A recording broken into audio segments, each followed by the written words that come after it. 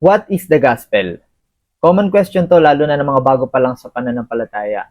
The word gospel appears over 90 times in the New Testament. Galing ito sa salitang Griego na euangelion, ibig sabihin good news or good announcement. Before we talk about the good news, pag-usapan muna natin yung bad news. But we have to keep in mind that God, the creator of the universe, is holy, just, and good. Banal, makatarungan, at mabuti. Siya po ang standard ng tama at mali. The bad news is this: lahat po tayo makasalanan. Makasalanan tayo by nature, makasalanan tayo by practice. At dahil banal ang Diyos, hindi po niya pwedeng pahintulutan na mamayani ang kasalanan. Here's the fact: nakapagsinungaling tayo, nakapagnakaw tayo, nakapagtanim tayo ng galit o puot o sama ng loob sa kapwa, nagamit natin ang pangalan ng Diyos sa walang kabuluhan, nagnasa tayo ng pag-aari ng iba, nakapagnasa tayo sa babae o sa lalaki, na-disrespect natin ang ating mga magulang. Guys, kahit isang kasalanan lang sa mga yon ang nagawa mo, you are guilty of all. At yan ang dahilan kaya kinapos tayong lahat sa perfect standard ng Diyos. Sabi nga sa Romans 3:23, "For all have sinned and fall short of the glory of God." Dahil makatarungan ang Diyos, ang kasalanan ay nangangailangan ng kabayaran. The Bible says that the wages of sin is death, not just physical death, but separation from God and eternal punishment in the lake of fire.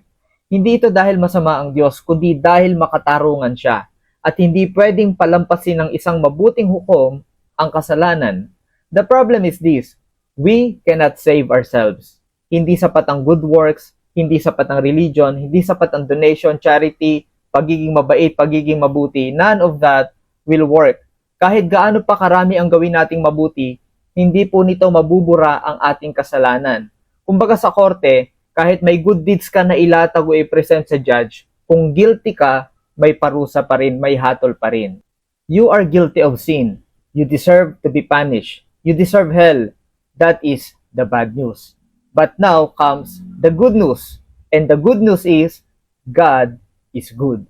Sabi sa John 3:16, "For God so loved the world that He gave His only begotten Son, that whoever believes in Him should not perish but have everlasting life." Ginawa ng Diyos ang hindi natin kayang gawin at binayaran ang hindi natin kayang bayaran. Out of love, out of God's goodness, God sent Jesus Christ. He lived the perfect life we failed to live. Wala siyang kasalanan at hindi siya nagkasala kailanman.